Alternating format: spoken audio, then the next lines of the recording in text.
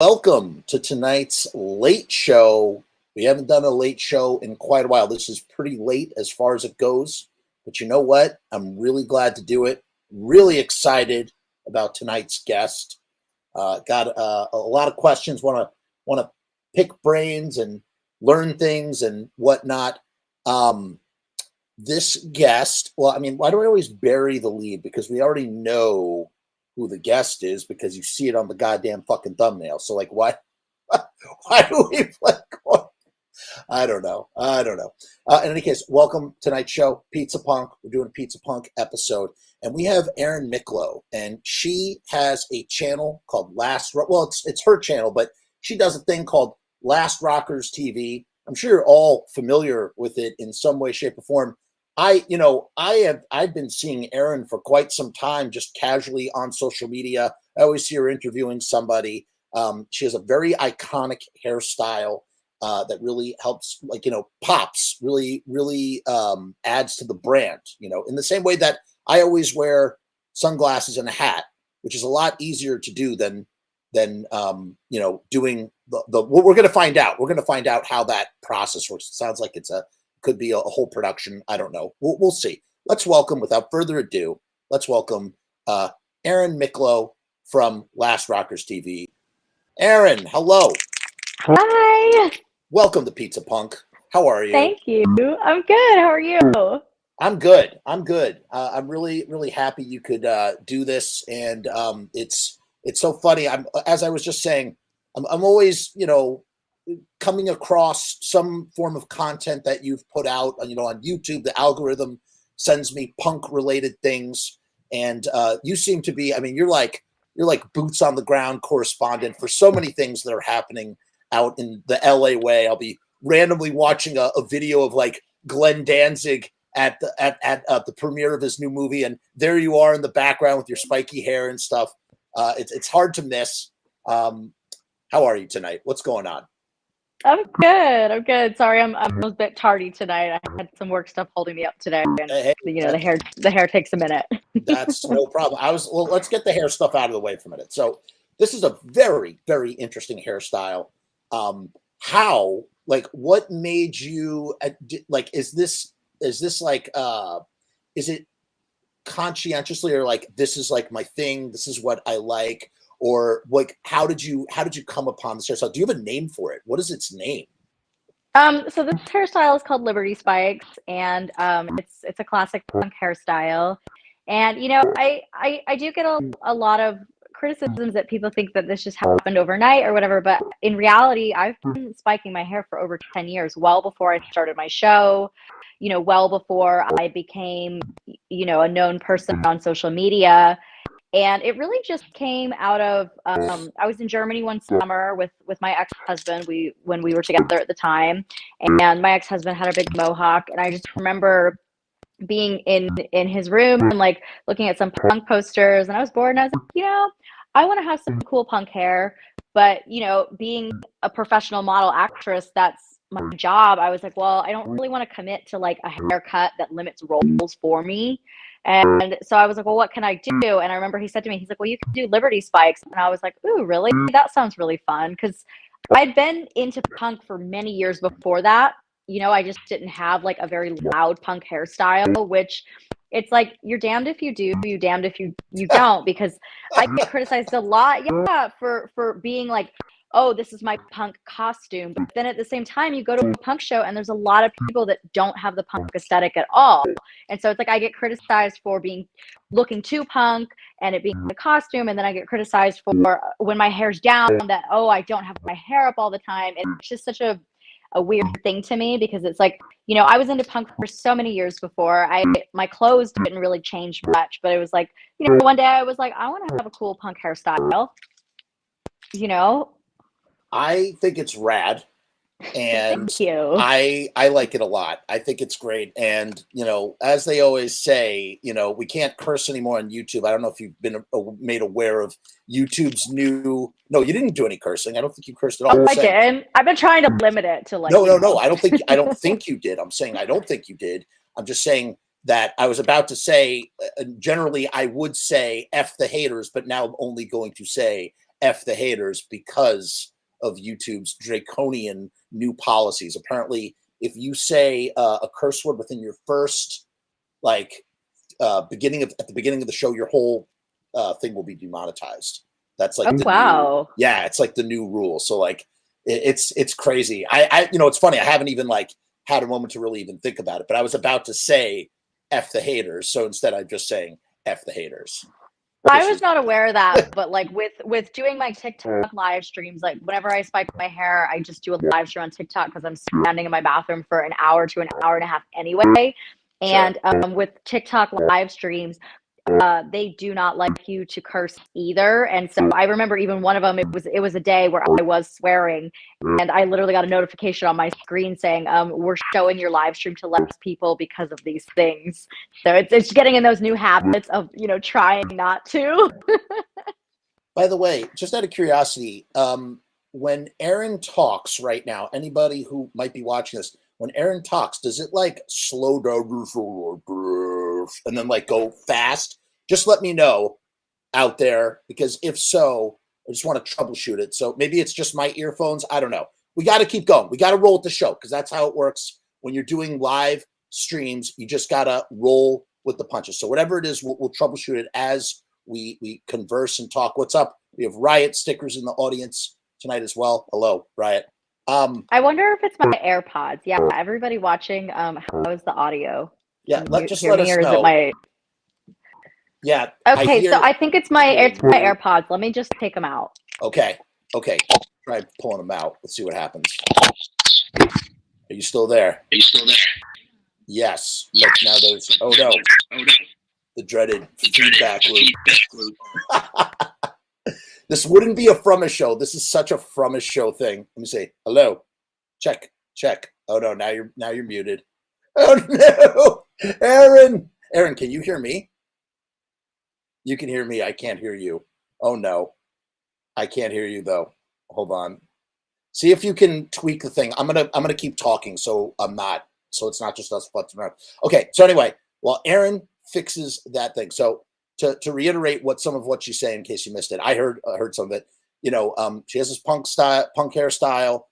It's part of her panache. We all have our panache. I have my panache. Hello, Erin. Can you hear me? I could have sworn I just heard some sort of audio thing. It's better that it happens now. I'll tell you, when we had Steve Zing on recently, it was like the first 15 minutes were messed up. Like we couldn't figure out the audio. It was a whole thing. Yeah, Jesse says it was a strange sound. What's going on, Eddie? I don't know.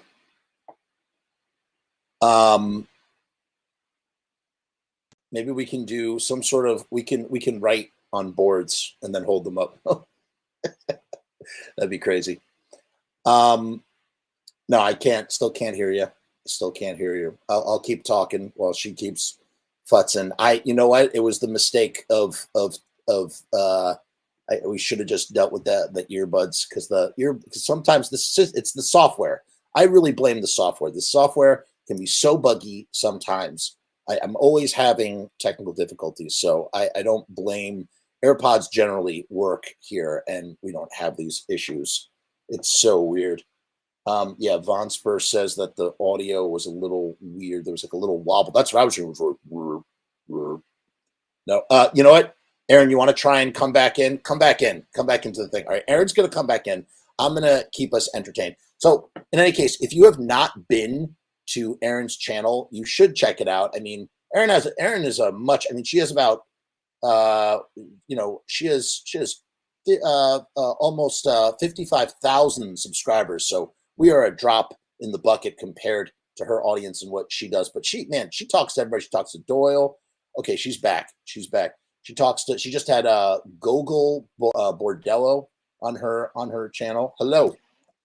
Hi. Can you hear me now? Yes. Okay. It's something like with connecting and disconnecting the AirPods, and I think I don't know what it is. So sorry, everybody watching. F these AirPods. Try not to swear. So many rules on this channel. No, but yeah. So tell me, how did you get into how did you get into sort of being, I don't know, is correspondent, like, I understand that you're an actress and a model, and you're a Renaissance woman, you do a lot of stuff, but is there like I guess you would call that stuff like, you know, being a correspondent, right? Or like, you know, an interviewer, like, well, how did you get into all that sort of stuff?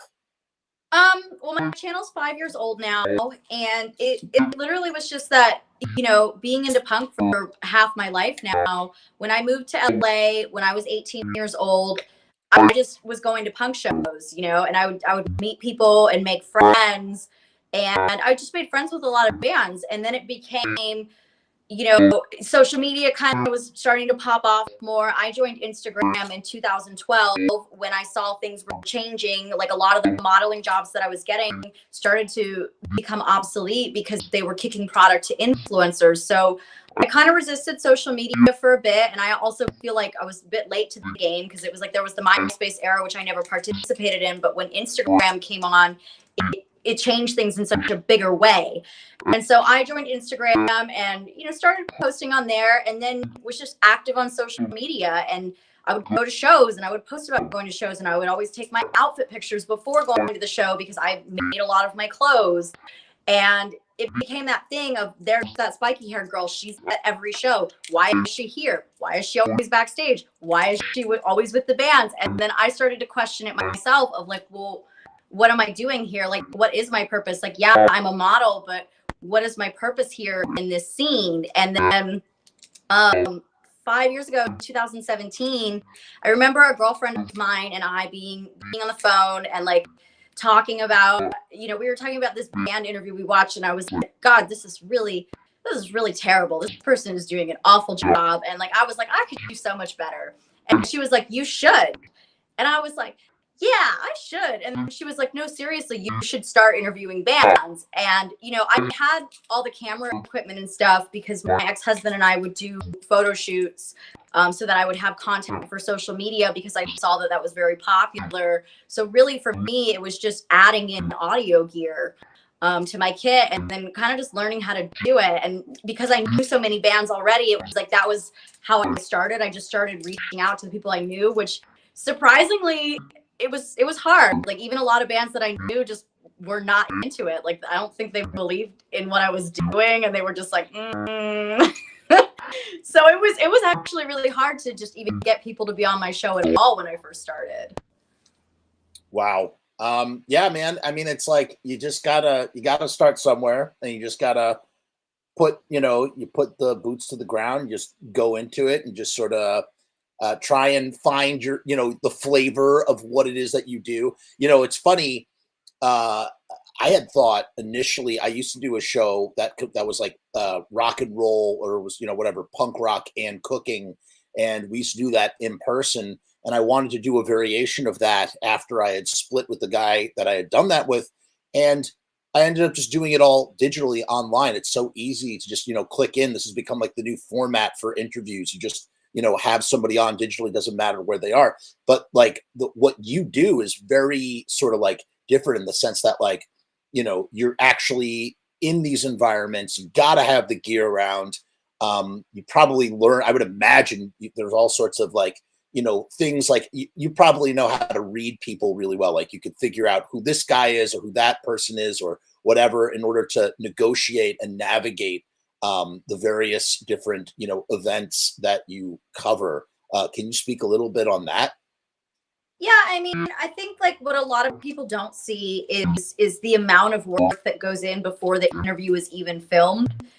Because like, that's always probably the most stressful part is all of the prep. Like even just, first of all, it starts with securing the interview and reaching out and just really having a strong pitch of like, hey, here's my numbers. This is what I've got going on. And like, thankfully now, just because of all the hard work I've done and how many bands I've interviewed, it's getting a little easier because artists are familiar with me when I do reach out, which helps a lot. It helps to secure a yes. And, I do still get no's, and I take those no's to motivate me to turn them into yeses later. Not every no, but like, because some no's are just hard no's of like some artists just don't do press, they don't want to do press, and like I'm never gonna chase somebody that it's just a hard no. But if it's something like, you know, I can tell that they're passing because they say, oh, they don't have time this time around or whatever, it usually is because sometimes they genuinely don't have time. The shows are busy. Maybe my outlet's a little too small. They don't have time because they're giving their time to the larger press outlets, you know, any number of reasons. But for those ones, I kind of take it as like, okay, a no, not right now. Like just this past weekend, I was given the opportunity to interview John Feldman from Goldfinger. And that was one that, like, you know, 3-4 years ago when he was doing his Back to the Beach festival, my channel was really young then. I did reach out to request an interview and I got a pass, which I didn't take offense to it. You know, it was his festival, they were playing, he had a lot on his plate, but it made me want to work harder. And, you know, 4 years later, here it is. I get my interview with him, which that one will be coming to my channel in the next couple of weeks. And it was a big deal. And during the interview, Tony Hawk walks in. And, you know, I had the balls to be like, hey, actually, this kind of pertains to you. Do you want to sit in on this real quick? And he did. Well, congratulations on that. That is definitely a victory. And I'll tell you, I have experienced this, you know, long before I even was on YouTube. I was interviewing a lot of musicians and a lot of people, and I was told no quite often. And it's like, you know, it's kind of like the thing about getting a no is that I have to pretend that there's more to the sentence. It's like, no, not now.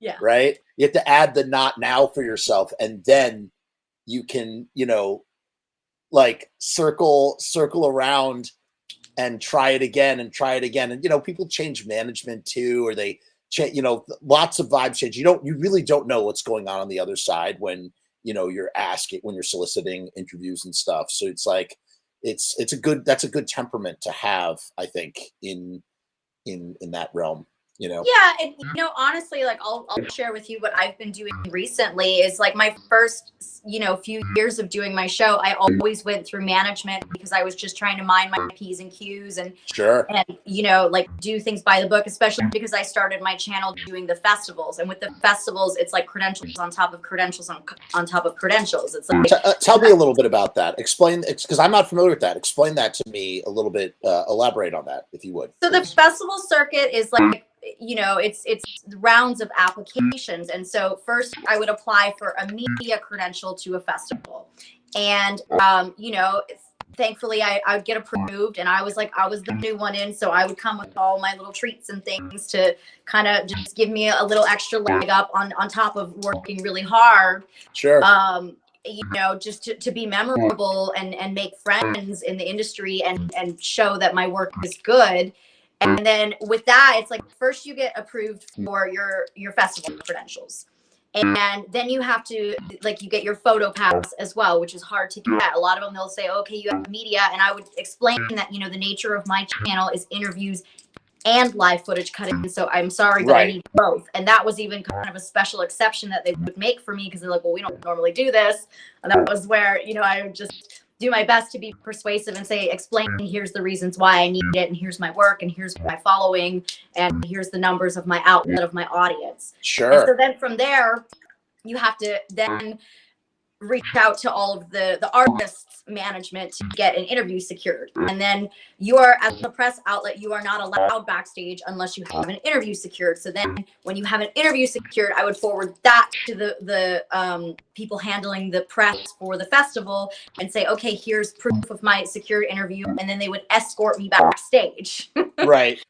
And so it was just so many hoops in that way. And then getting known in that world, because a lot of those SoCal festivals at the time was the same PR company, and they developed some sort of trust for me that they would let me be backstage, because then it was one or the other. Then because I knew so many bands, also the bands would just give me a pass as well. So it was like literally, which credential do you need? I've got it for you.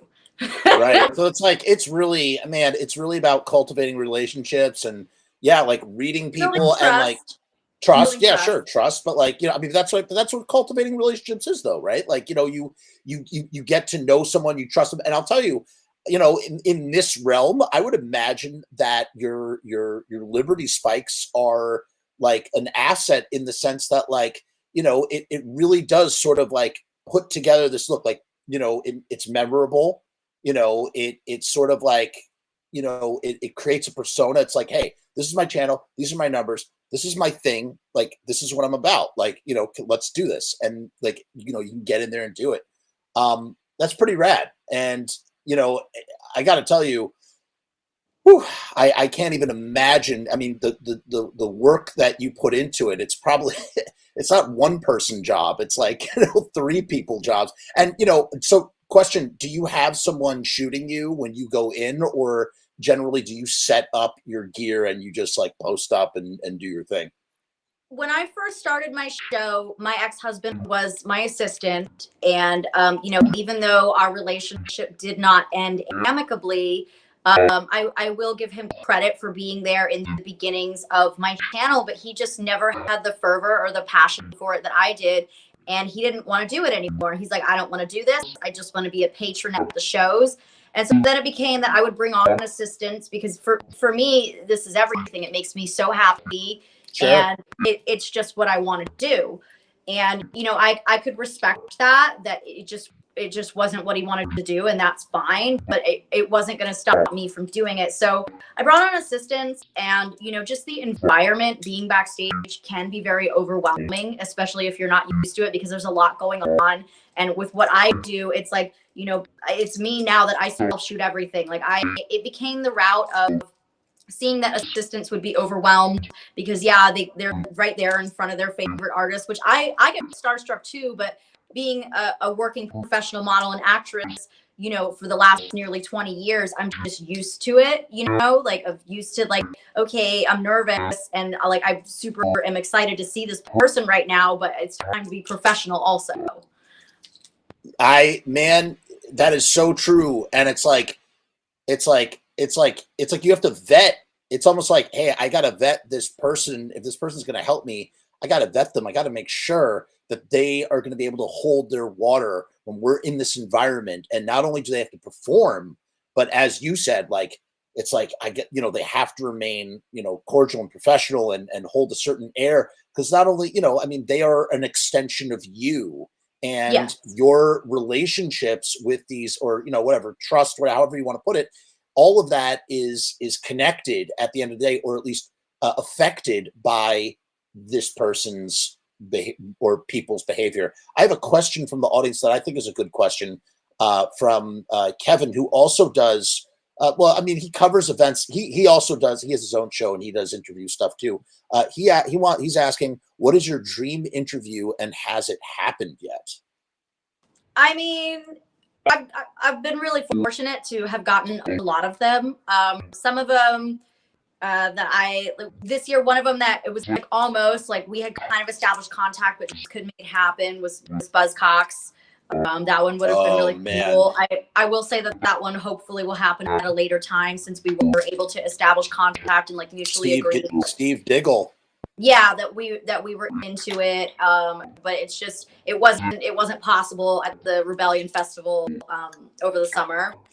You know, this year, like having interviewed Feldy and then running into Modson at the show Saturday night, I'm hoping to get Modson on my channel next. I was able to get some contact information, and he said that he'd be open to it. And then obviously circling in that world, like I would love to get Avril Lavigne on my show. I know she's maybe like nice.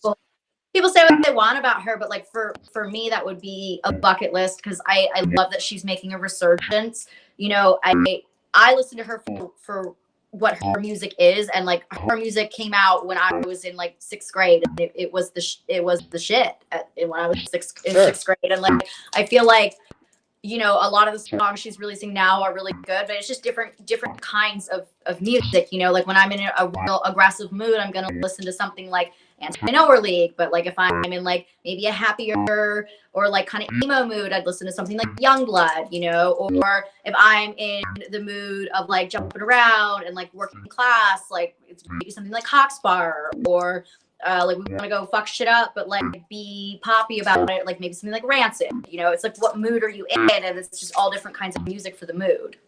Sure. I mean, that's the problem. One of the biggest problems, I think, and it's almost sort of like paradoxical, and it kind of like you kind of touched it on it earlier about like, again, going back to this idea of like, haters or people that just like they sort of like, it's funny how they use criteria. There's specific criteria about what makes you punk or what makes you not punk.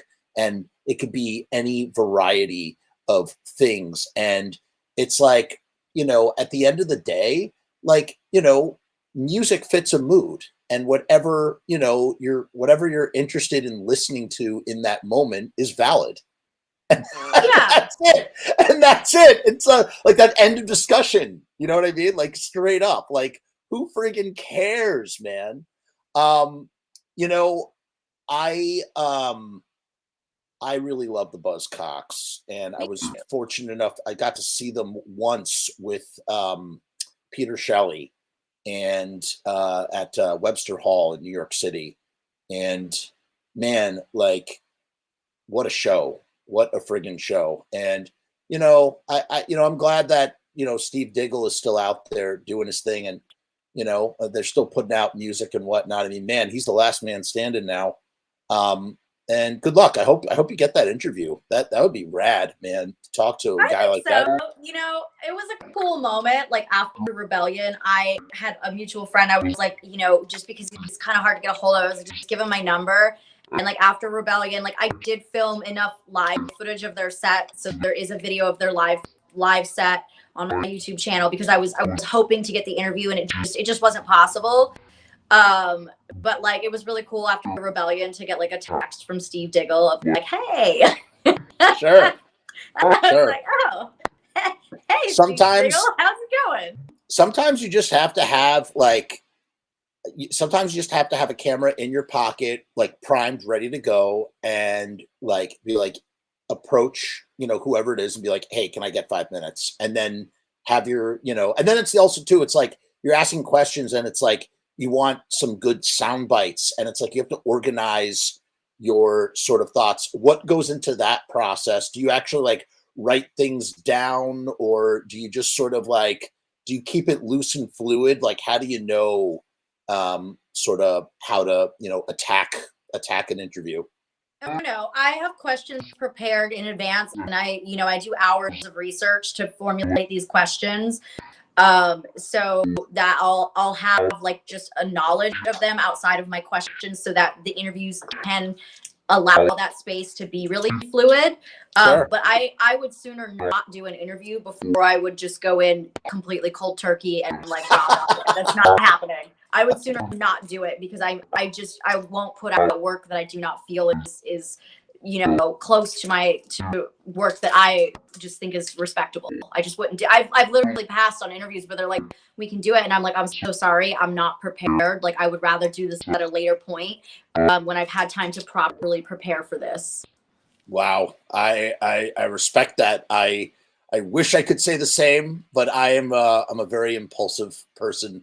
But I respect that. I can appreciate that level of that. I mean, that's a level of quality of dedication to the craft. Well, you have to. I mean, I've said this numerous times, and I really stand by it, that as a woman, you work twice as hard for half the credit. I see how I'm discredited, and it's just now that like, because I'm starting to have enough good interviews on my show, that like I'm not having to like prove myself as much to these artists. But I would see it where the artist will walk into the interview, and I see the moment when it shifts, that they're like, oh wow, this girl actually is good, and she's asking educated questions. And like, thankfully now my work is starting to speak for itself, that I don't have to like really work so hard on that. Because I would see it when artists would walk in and they'd just be like, oh yeah, she's just an attractive girl that's going to ask me some questions. And it's like, no, this is as it is now, I'm the only one that runs my show. I self shoot everything. Like, back to that with the assistants, it just, so many of them didn't work out that, Sure. I'm happy to have a little bit of help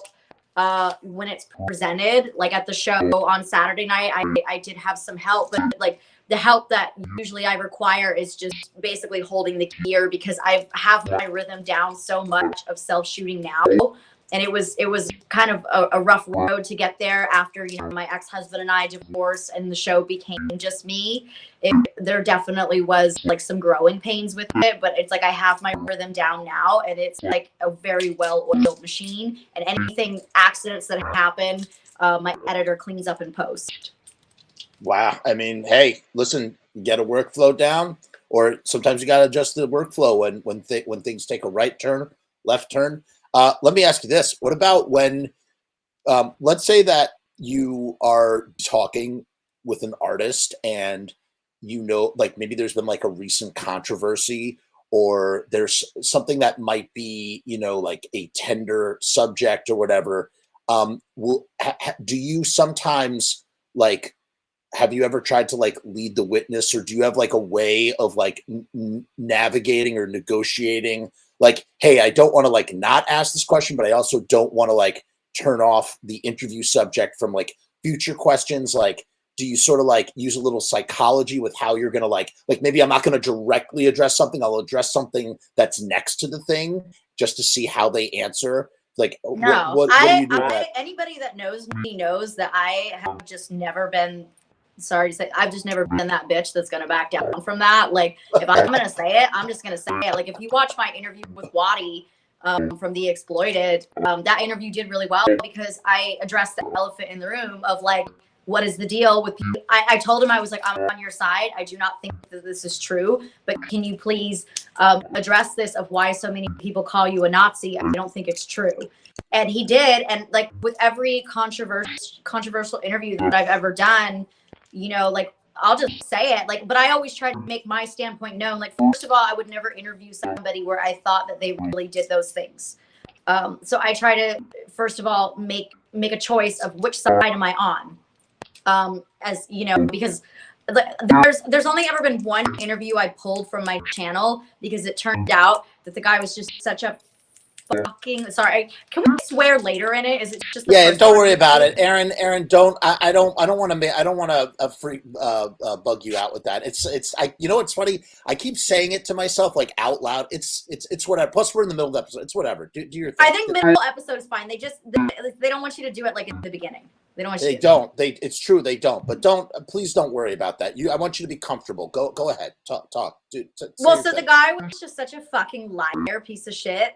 Because the bandmates came to me after, and where I knew that it was true was because I had done a tour with this person, and I don't give a shit. I'll call him out. It was Dusty from Stellar Corpses. Only interview I've ever pulled from my channel. Only one, because he was a liar. And it came out that like it was just lies on my channel, and it felt very unethical for me to keep that on there. And having done like an 8-day tour with them, and then having heard the side of the ex bandmates, like it was very clear to me who was telling the truth, and I was like, this is getting pulled. But like aside from that, every controversial interview that I've ever done has been I made a choice of which side I was on. Beforehand, like I did my due diligence, I asked around and made the best decision I could with the information I had of which side to be on. And then just ask the freaking questions. And there's been artists where I've asked them in advance. I'm like, you know, I'm going to ask you this. I just want to prepare you. I don't want you to be shocked. So, you know, please take a think on it. I'm not trying to blindside you. And then there's been things in interviews that have happened where artists have said things they didn't mean to say because they felt very comfortable with me, and I cut that out in post. They've politely asked me, like, would you mind please cutting that out? And that's what's up.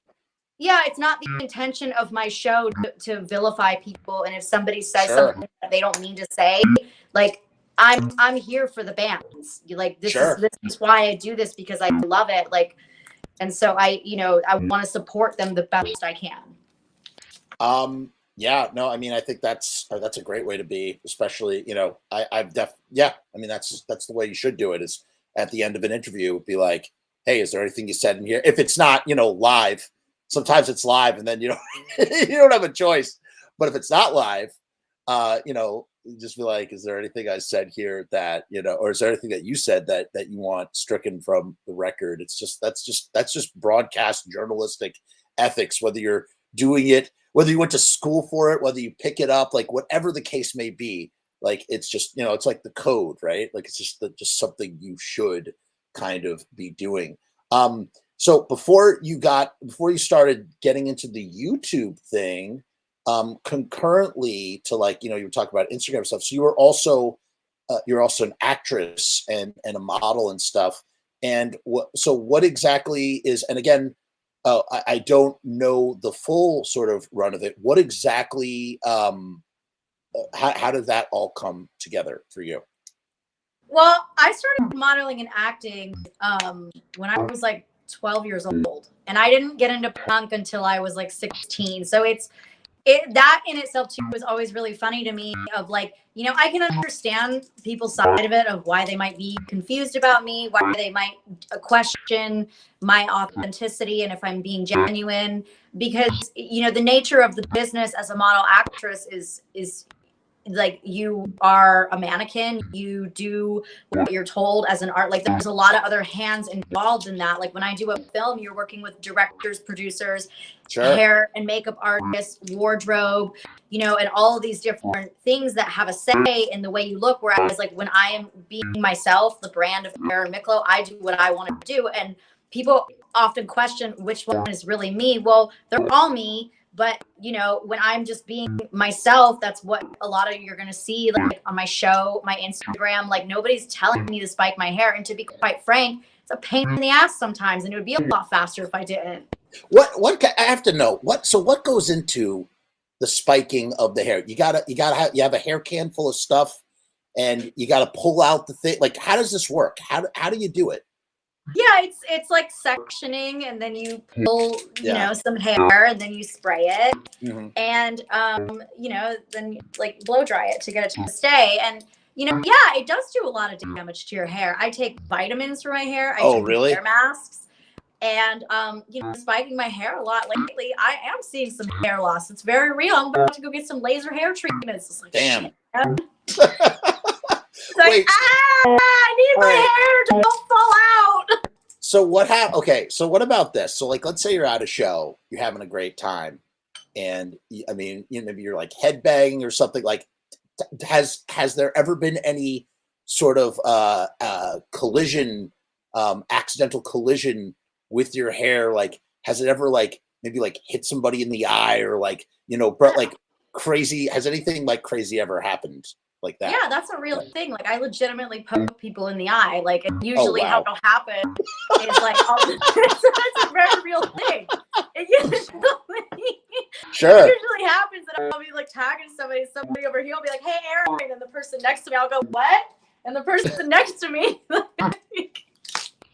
it's like, I will say my ex-husband used to get so angry about it. Oh, really? Because like, he didn't wear glasses or anything, and like, he get poked in the eye all the time, but you know, he kind of sucked, so he deserved it. So I can just imagine like standing next to you and like not having any protective eyewear, and like a really good song comes on, and then like it's like, uh-oh, you gotta watch out. I know. My mom gets so pissed off too. Like, when we'll be out, like she loves my spiky hair and everything, but like my mom will get so angry because like she'll be like, let me put my sunglasses on. So what is it? What got you into? You got into punk when you were 16. I got into punk roughly the same. I was like 15 years old when I feel like that's like the generally speaking, I feel in a very gross general way. I feel like people get into punk like, you know, some in those early like sort of teenage adolescent years. What was the thing that did it for you, or what did you hear that sort of maybe like, you know, curdled your mind in a way you're like, yes, punk, I love punk, whatever? Well, I mean, you know, it's like getting slapped in the face. You hear it, and you're angry. You know, I didn't have the best childhood. I was bullied a lot. I was made fun of. You know, didn't have the most amazing relationship with some of my family members. So you're angry. You're fucking angry. And it was this guy in it's like, it's an outlet for your emotions, you know? And so it was this guy that sat behind me in 10th grade, you know, we started to form a friendship. I think maybe he had like a little crush on me, but he was always just like so sweet to me. And he always had this punk jacket that he'd wear every day, and it had a big unseen back patch on it. And you know, I remember asking him one day, I was like, you know, what is this jacket? You wear the same thing like every day. Like, what is this? And he explained it to me, and then we'd start to talk about it. And then I think I remember at the time I was like playing with the idea of maybe wanting to be a musician. And I was like, oh, you know, girls aren't in bands. I can't be in a band because I'm a girl. And he's like, I'm going to make you a CD of a bunch of really kick-ass girl punk bands. And he did. And I remember it was like Vice Squad, which my show Last Rockers TV is named after the Vice Squad song. And then it was like Devotchkas, and he made me that. And then he would start like bringing me music. And then I remember like kind of starting to get into punk from that. And I remember the Unseen was coming to town, and I said to him, I was like, hey, that band on your jacket, I saw they're coming to town. Do you want to go see them? And he was like busy. He couldn't go. And I was like, well, I'm going to go. And like, it was a drive for me. Like I had a car and I could drive, but I grew up in Florida, and I lived in South Tampa, and it was in St. Petersburg, which was like a 45-minute drive. And I went out to the show, and like, for me, that was it. I was just like, oh my God, this is so cool. Like, I just went by myself. And I remember like kind of like being there and like seeing people, like I didn't know anybody, and I was just like by myself. I'm like, okay. And then I felt welcomed. I felt welcomed. You know, I say this often on my show, and it's just so tried and true. You will have, if you ever find yourself in a situation where you have to roll solo to a show, you will have the best time ever. You will meet people. You will make lifelong friends, because usually you're seeing a band that you really like, and they really like the band too. And then it's like you're bonding with people that love the thing that you love. And it's just a really great way to just meet people. And then you see them every time that band comes to town. It's like, oh, I'm going to see my band friends who I know that go to these shows, and hey, what's up? It's that sort of thing. It's a beautiful thing, you know. It's also a sticky thing, and just like hair gel to make the Liberty Spike stick up. And you know what else is sticky? Stickers, Riot stickers. And this channel is sponsored by riotstickers.com.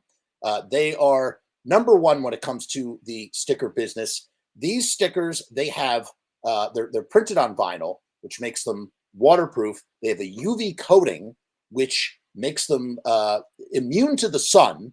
And we're doing a special deal right here on the Frumess channel. You can get 1,000 Riot stickers for $79. That's 7 cents per sticker. Isn't that insane? 7 cents per sticker. Sharpie Riot, he must be crazy to do a deal like this, because I got to tell you, you are not going to find a deal like this anywhere else. You're not going to find 1,000 stickers for $79 anywhere else. Look at this. You get 3-inch by 3-inch stickers. Look, you got my little logo. You see my face. I got a bullet sticking out of my eye or something.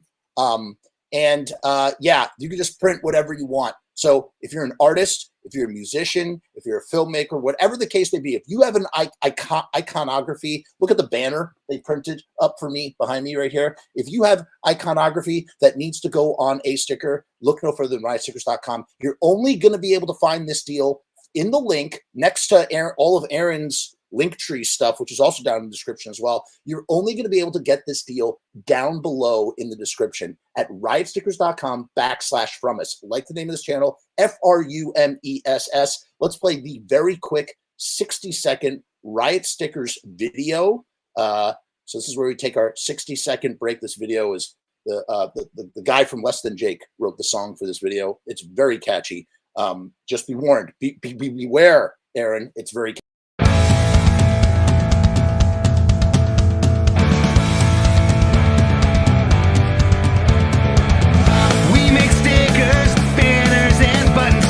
Posters and promo cards, there's nothing we can't print for you. From stage backdrops to bass drum heads, we can print on shirts, we can print on hats, we can print on pants. Cheap prices and high quality,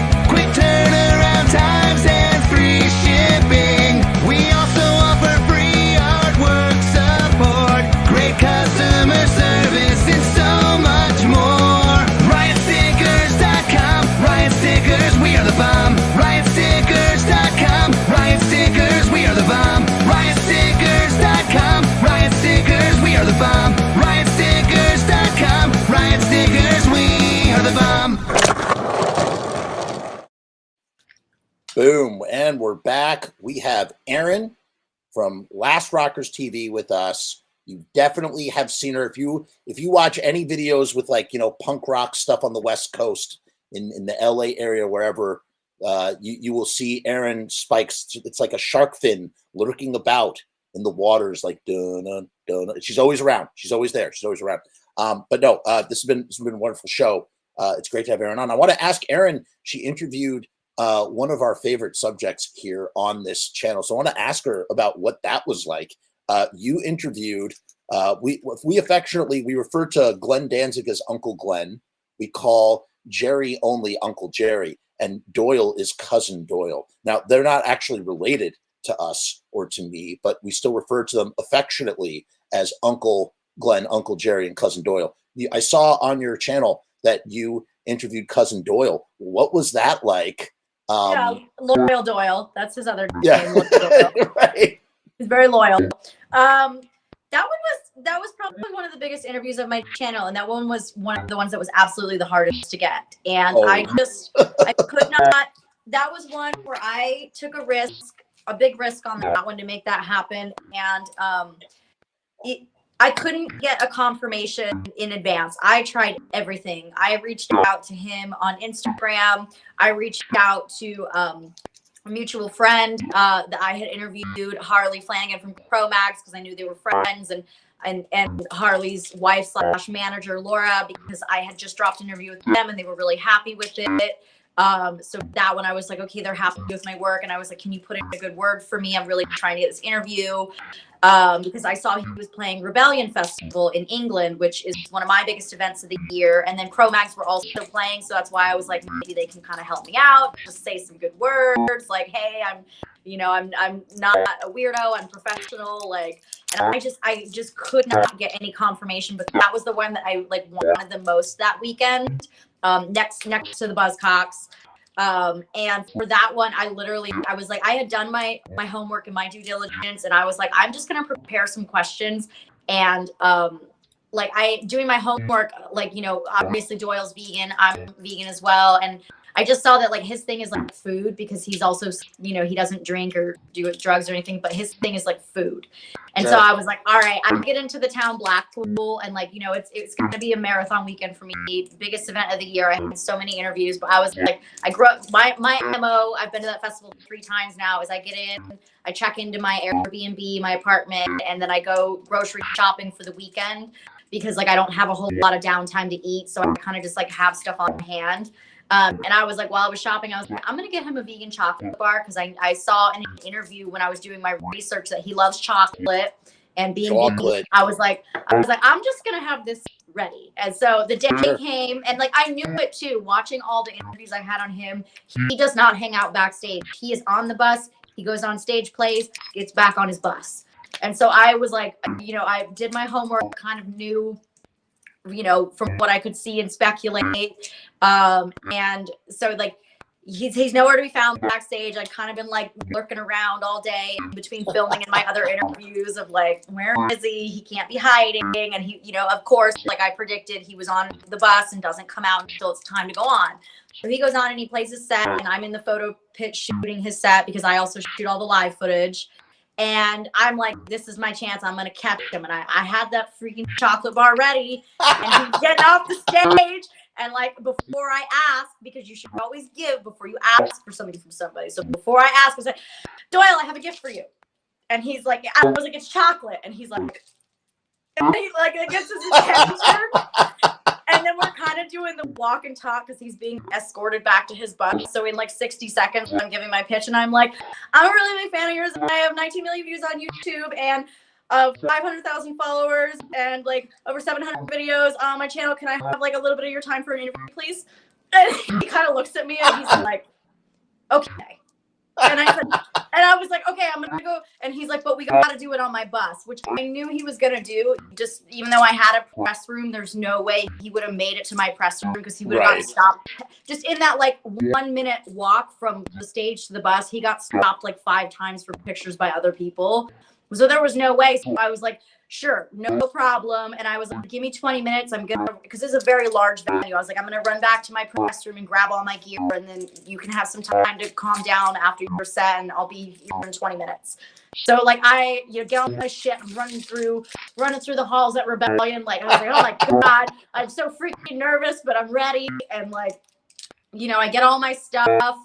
One of a hater stops me on the way and like, oh my God, that was not the moment. And she called me. Wait. I'm so sorry. I am so sorry to cut you off in the middle of your story. Did you say a hater stopped you along the way? This old ass lady stops me to tell me that I'm a whore and I belong on the streets, street walking, working.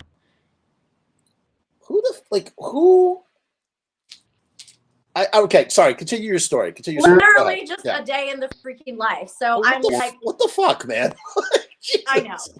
So as I'm running back, like first I was about to let it go, and then I run back at her and I get in her face and I yell at her and I say, "You don't fucking talk to me like that!" And then I run back and grabbed all my shit and I was like, "I gotta go." And so I get all my shit, I go back and I come to the bus and I'm like, and it's like, wait a few minutes, and like there's other fans like waiting outside, and then the bus door opens. The bus door opens like a spaceship. And I was like, "Hi, I'm back." And like Doyle reaches down and grabs my big bag with like one hand. Those hands are big. You ever try to shake Doyle's hand? I've gotten to shake Doyle's hand twice, and both times his whole hand grabs my hand. I feel like a little baby. I'm like, oh, it's not like these big, callous, like they're like gorilla paws. They're just yeah. Was there, so on the bus, this is the thing that sucks about tour buses, there's so much bad audio noise sometimes. Like it could be, I've noticed sometimes it like picks up on the gear. Did you have any issues with that, or was that like, that was okay? No, I mean, I feel like I have a pretty good setup, and like from a lot of the artists that I've interviewed, they all like the ones that are sticklers for gear, like they'll do it. And Doyle totally did it. I set the mics up, and as I'm continuing to set up, he kind of lifts the windscreen on my mic to see what I was working with, and I got approval because I work with the Shure SM58 mics, which is the industry standard. Yeah, good mic. Yeah, in addition to my Zoom 6 audio recorder, so he kind of lifts that, and he's all, "This is a good mic," and he's like, "But Shure's coming out with the SM58 betas, which are even better." And I'm like, "Thank you, Doyle. I'm gonna look that up." So I got the seal of approval, and I have with other artists previously that are like sticklers for for gear. Wow. No, that's what a great story. I mean, and it's kind of fun. It's almost like a hunt, right? It's almost like you go out, you go on safari, you're in the wild, and you're trying to get these, I guess it's kind of ironic because you said you're vegan and whatnot, which is the antithesis of hunting, but we're talking about a different kind of hunt here, obviously. But just that, you're looking for your subject, and you get it, and that's a good trophy. That's a good kind of trophy to keep. What are some of your favorite vegan foods to eat? Do you have any? Like, what is your sort of are there any like have you tried? You guys have Trader Joe's out there, right? Yeah, I shop at Trader Joe's. That's the grocery store that's closest to me. So, What do you think? I am not vegan, but I try to eat plant-based meals a lot. Yeah. Just because I don't know. That's just healthy. how I am. Yeah, it's healthy because I know it's healthy. For a lot of reasons I do it, but I have not committed to any sort of vegan lifestyle, but I always am on the prowl for really tasty plant-based options. I just like it. I like to have it in my diet. And Trader Joe's has this beefless Korean barbecue beef. I don't know if you've had it. It's meat. It's plant-based. It is really, really good. I highly, highly recommend it. I don't know I think it's made out of satin. Well, I'm gonna burst your bubble and say that my plant-based vegan journey was for health, and then also became more about the animals as well. So with that, when I shifted my diet, I'm also gluten-free, it became about cutting processed foods, and so I don't fuck with the fake meats because they're highly processed. Oh, So like, interesting. and being gluten free, I can't even do seitan because it's gluten. Seitan is not gluten free. Oh wow. Yeah, Damn. so I'm not down with it. Like I'm real, and like you know, I try to be really clean with my diet. I'm kind of like a health nut, so it's, you know, I eat as much organic as possible. Like it's like I don't want those pesticides. Get that shit away from me. What is I'm sorry, I cut you off. Go ahead, continue. Oh, no worries. It's just a lot of like no refined sugars and things like that too. Of like I look at the ingredients, and if it has, oh sorry, my battery died. If it has like a lot of ingredients, I don't want it. It's gross. That makes sense. That definitely makes sense. So what to you, what is like a slamming like snack where you're like, you know, or like a meal that you're like, oh yes, like this is the thing. Like I'm going to the store and I'm getting the thing and I'm gonna cook it and enjoy it. You know, if you have something like that, what is that for you? I mean, probably when we get off of this tonight, I'm gonna make some falafel with a salad. Like Trader Joe's has these really good falafels that I like. My wife is Israeli and she lives on falafel. She loves. I like falafels a lot because they're usually gluten free for the most part. Like I'm not celiac, so like a small amount of gluten is okay. And you know they're made with like chickpeas and then like spices. Right. So it's, you know, I would consider that like reasonably healthy. Like it's not something that's like highly processed of like these fake meats and these fake cheeses. I mean, obviously, like if you're not plant-based and you have the choice between like a fake meat and like a meat, I would say the plant-based is healthier. But you know, for me, especially like the amount of things that I do in a day, like it was all the more reason to clean my diet up because I was like, it's the only way I'm gonna make it. Sure.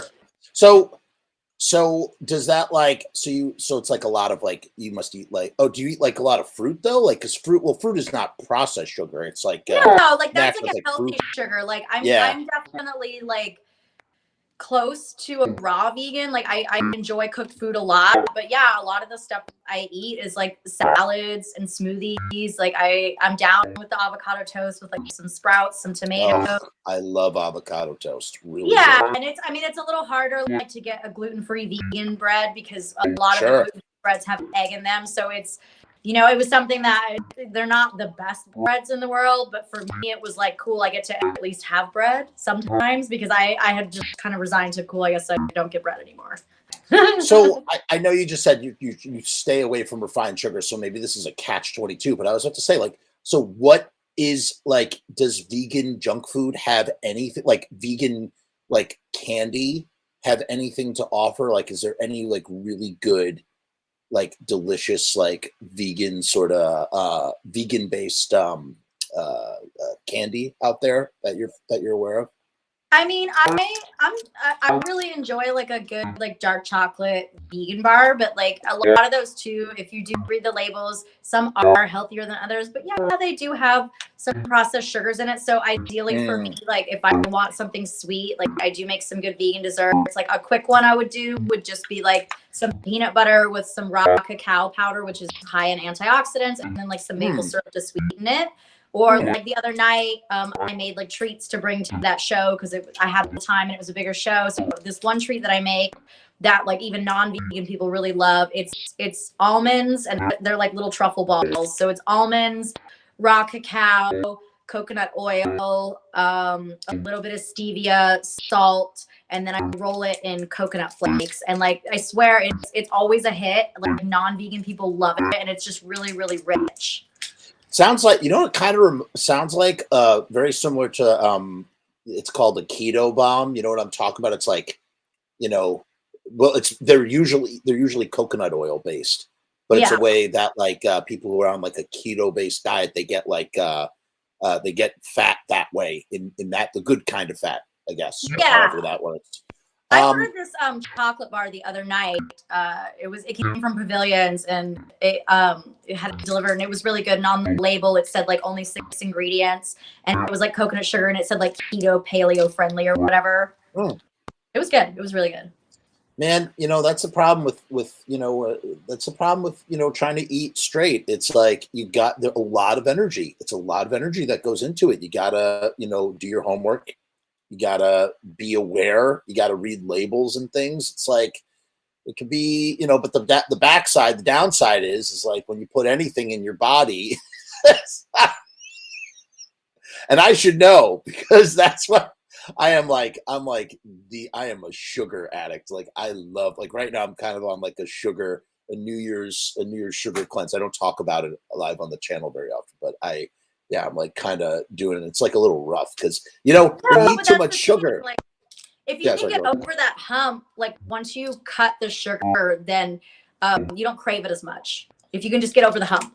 You know why? Because when you eat too much sugar, your gut bacteria, which is they say the stomach is the second brain. I know that's true somewhere. I read that somewhere online. Your gut is the second brain. What that means though is it releases certain chemicals or something that go to your brain, and then your brain is like, okay, eat more sugar because that's what the gut bacteria want.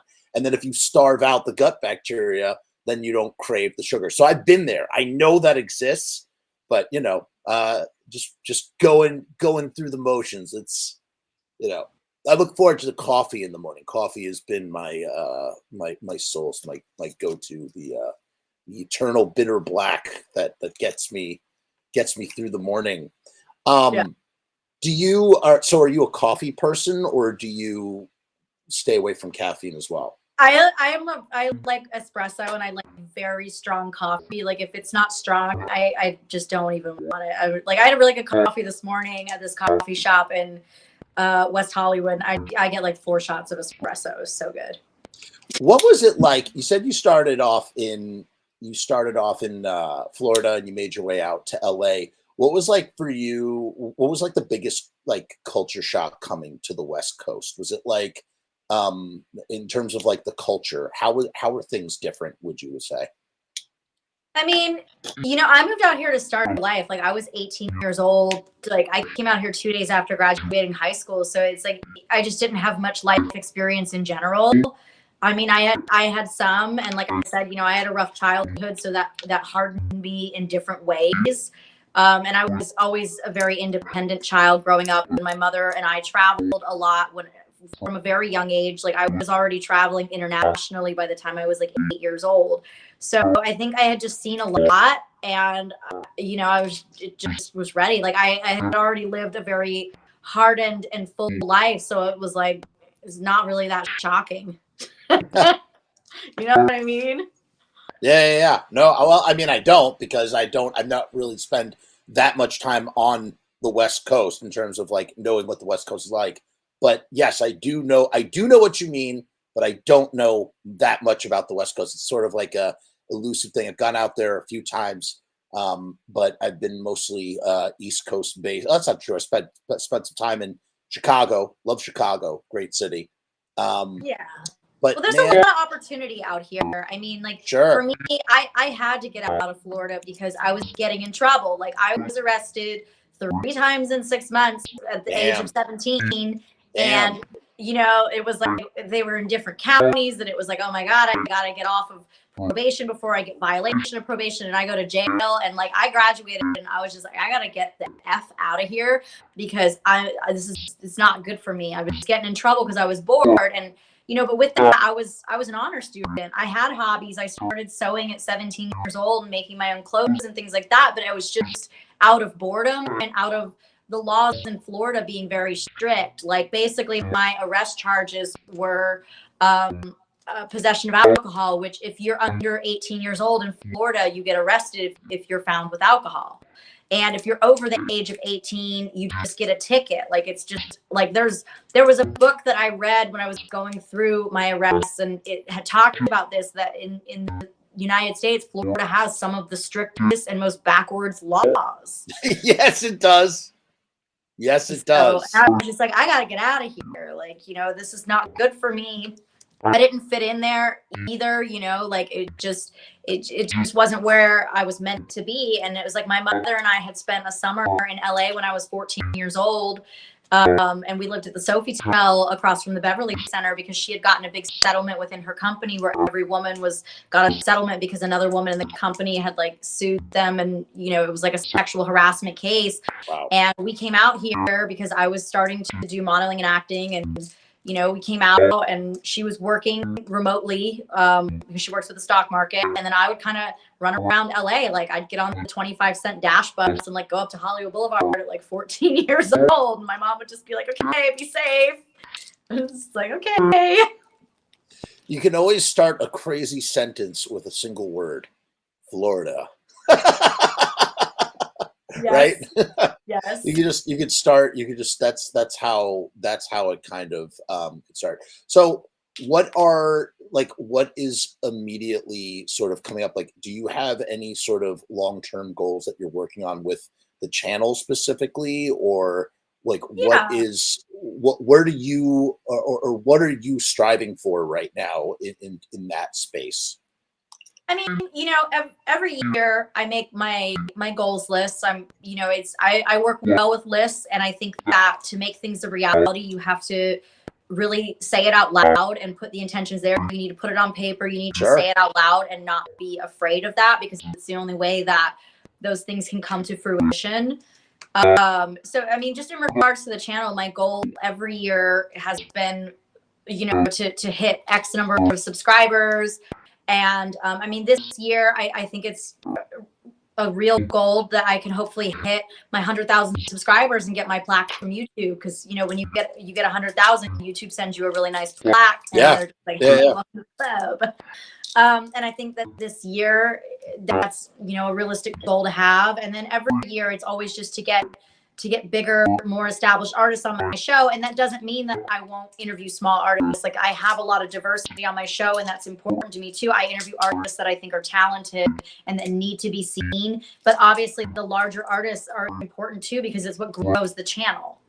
Yeah, for sure. And you know, a great band you should check out. I had them on my show. I found them on Spotify, and I absolutely love them, and I love singing their praises. They're over in England right now. But I would compare them. It's almost like it's like the Ramones and the Buzzcocks meet the Strokes. They're called, you might have even heard of them already. They're called Bad Nerves. And I just absolutely love their self-titled album. It's really, really great. You should totally check them out. They're really, really cool guys. Really great. Yeah, band. I'm not sure if I've heard of them, but that is a really cool name. So I'll definitely have to check them out. Please do. Please keep them on your radar, because I think they're going to be huge. Are they from over in your area? They're from London. Okay. And yeah, I mean, like I don't know if they would fit. I guess maybe they would fit in on like Rebellion Fest. They kind of, you know, they straddle. It's funny. They're almost kind of like garage rock. I mean, garage punk that like meets, you know, I don't know how else to describe their sound. It's just they have really, really catchy, infectious songs, really great melodies, really great music. There's a lot of that in London though, like having spent a lot of time over there, you know, via my work with Rebellion Festival, because every year I fly into London, I stay for a few days, and I've got, you know, some good friends there. I've noticed that that's kind of a trend for their scene over there. Like there's another band that I've interviewed that sounds like the way you describe garage rock, like catchy songs. There's another band called Aerial Salad that is very like that. Oh, I'm going to check that out. I'm going to write that down right now. Aerial Salad, a lot of bands over there doing that. Like it's just trendy for their kind of scene, you know? Aerial Salad, like aerial, like the System of a Down song. I don't know. Aerial. Not like Ariel, like AERI. Yes. AL. Aerial Salad. A-L. I got it. Yeah. Cool. I will definitely check that out, because I definitely like music like that. I gotta say, man, it's really great to talk to you and just like pick your brain. Oh, two other things. Okay, two other things. We're gonna wrap this up. First of all, let me ask you the big question. is pizza punk in your Yeah, opinion? I think so. And okay, why is it punk in your opinion? That is the thing. I don't know why, but it's just, I always just think of the Teenage Mutant Ninja Turtles. Sure. I think of that. I think of them like eating the pizza like this, and I don't know what it is about like pizza and like why that correlates to punk. Maybe just, I don't know, but it just does. It just does. Like, it just does. That works for me. I've asked that question. I don't know how many. I don't keep track of these episodes. We've done a bunch of episodes of this show, we have lots of guests, and I've never gotten the same answer twice. And I love that about this question. That like somehow, even though the answer is really only yes or no, like I've just never gotten the same exact answer, and it's just great. It's a very subjective question. Every answer is different and varied, and that's why I love it so much. The other thing I wanted to ask you, I'm just curious to know, when you were growing your channel, as you've grown your channel, it's been grown to very impressive numbers up to this point. I mean, really, it's tremendous. When did you start to notice like big jumps in your numbers, or has it always been sort of like a steady incline? Did you ever like notice like any spikes? Like, were there specific videos that caused spikes, or has it just been like, hey, I'm consistently doing these interviews, going out there, grinding, putting out content frequently? How often do you upload? Like what has been some of those sort of factors for you to sort of grow yourself? I mean, the biggest spikes usually come from when some of the larger artists will share the interview. Like, unfortunately, Right. in like the beginning of my channel, like artists didn't always share it, which would frustrate me because I'm like, man, like I really need to piggyback on these followers. And like I was just like, all right, well, I'll just keep working. Like, I've always been consistent. Like I'll never stop working, but like it's always helpful and appreciated. Like when I dropped the Cro-Mags interview, did really well because Harley shared the shit out of it. And it was a good interview also. And he really opened up and talked about a lot of things. Doyle did me a spot and he was really good and he shared it. And that interview brought a lot of new subscribers to the channel. It's one of my most viewed interviews this year because he shared it. And like only even aside from outside of story shares, like sharing it on the main feed, is just, it helps so much. It really genuinely does. So those ones always create spikes. Like when my exploited interview, that one has so many views because Waddy shared it on all the main feeds of the exploited pages. And in addition to like, it brings that traffic, and then it has to be that the interview has to be good also, like asking him those controversial questions about like, can you please speak on how people call you a Nazi? Because it's not true. Right.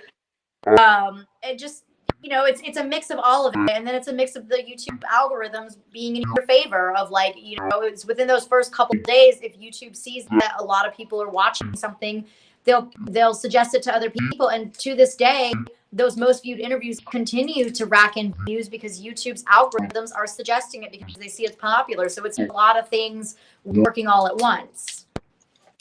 That is incredibly useful information, Erin. Thank you.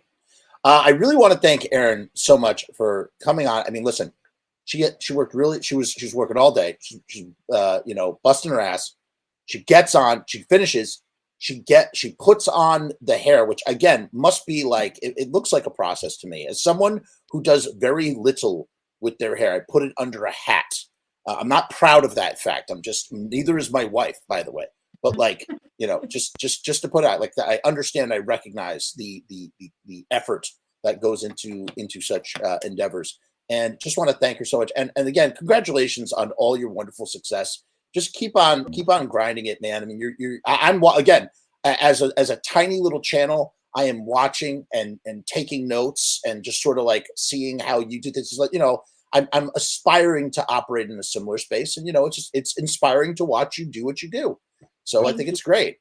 You got this. You could do it. I mean, I'm trying. You have a lot of videos too, and like you have a really respectable subscriber count. It's hard. It's hard to rack in subscribers. I will say, get on the YouTube Shorts because that did a lot for me. So okay, so what I've been doing, so what I've been doing is I kind of hate doing this because I hate making YouTube Shorts. but I have gotten like 1 million views in the last like 3 months from The shorts. just reacting to shorts. I react to shorts. I rip the shorts. I upload them to TikTok and I upload them to Instagram. And here's what's really crazy. I have like 5 or 6 shorts that have done over, like one of them is 4.2 million. One of them is like, they get millions and millions of views on TikTok. And I'm like, what the fuck? Like, there's no rhyme or reason to this. Like, I'm trying to track. I'm like, okay, how can I logically understand this formula so that I can replicate it as I like grow? But YouTube sent me an email and was like, dude, if you do shorts, it will bring you, it will increase your numbers. So I listened to YouTube, but now I am a slave to the shorts. Yeah. Like, I'm constantly making the shorts. I hate doing it. Now, the nice thing now is like, I don't know if I'm sure you got the emails as a fellow YouTuber that finally, starting February, Yes. YouTube Oh my is God. opening up Thank that you God. can monetize them. Yes. I was sitting there. You know, I have a monetized channel, and I get, you know, this is how I you know, get passive revenue from my videos.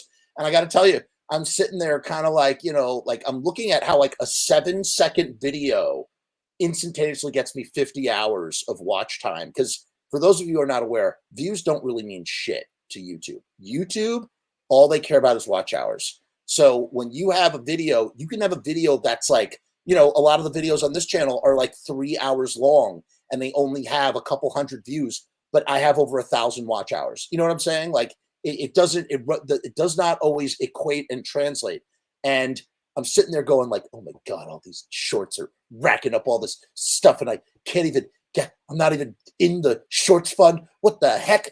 And finally that has changed. So Yeah. I mean, the about same, time. like this year, like I did VidCon, which was it's a big Oh convention. yeah. How was that? I've heard of that thing.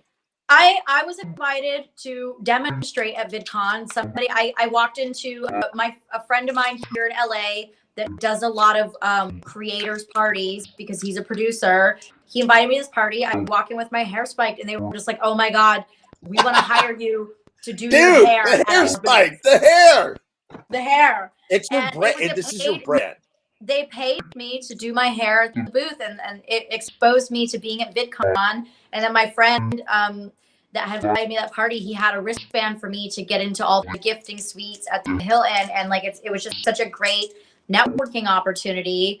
And getting to speak to other creators and things, like they were like, "Oh my God, you have to get on the YouTube Shorts! Like they're about to explode because they're trying to rival TikTok." Yeah. And I got on them and just basically started uploading my TikTok videos. Like I took some of my most popular TikTok video has like over 20 million views, and it's again doing my hair. And like I just started uploading them, and it doubled my subscriber count in almost a freaking month. It was crazy. You know what? In all honesty, I know you call them Liberty Spikes, but again, like as the fact that it's part of your like panache, you should just like when someone asks you, like when someone like me is who like doesn't know is like, hey, so like what's up with your spikes? Like what are they? You should just straight up be like, these are my Erin spikes. Like with conviction, these are my Erin spikes. That's it. Like who can Liberty Spikes, whatever. You should just call them. These are your proprietary Erin spikes. So I tell you, I don't see anybody with Liberty Spikes. I don't see anybody out there. I just see you with the Erin spikes. So from now on, they're Erin spikes. I hereby declare these as Erin spikes. Call it a day. That's it. They're Erin spikes. So, all right, let's wrap this up. Thank you so much, guys. Check out. I mean, listen, Erin has a substantial channel already. She doesn't need my rinky-dink plug, but I'm going to anyway, of course. Check out all things Erin down below in the description, and so the link tree down below is in the description here. Check out her videos. She's got lots of interviews. As she said, you got Harley Flanagan from the Crow Mag. She got Doyle. She got Waddy. She got lots of I saw a lot of stuff. There's a lot of stuff, lots of videos. Check it all out. As we say on this channel, peace, hair grease, and we will see you actually tomorrow night. Sharpie Riot is coming on the show, and we are doing a very special we do a lot of Misfits nerd content here. We're going to talk about something very, very nerdy and misfitsy tomorrow night. Who should have sang for the Misfits after Michael Graves left the Misfits in the year 2000? We compiled our own top 5 lists, and they will shock you. I don't even know what Sharpies is. We're going to read them to each other on the air. Yes, we are nerds. Whatever. We don't care because we're teenagers from Mars. Okay, we're saying goodbye. Erin, hold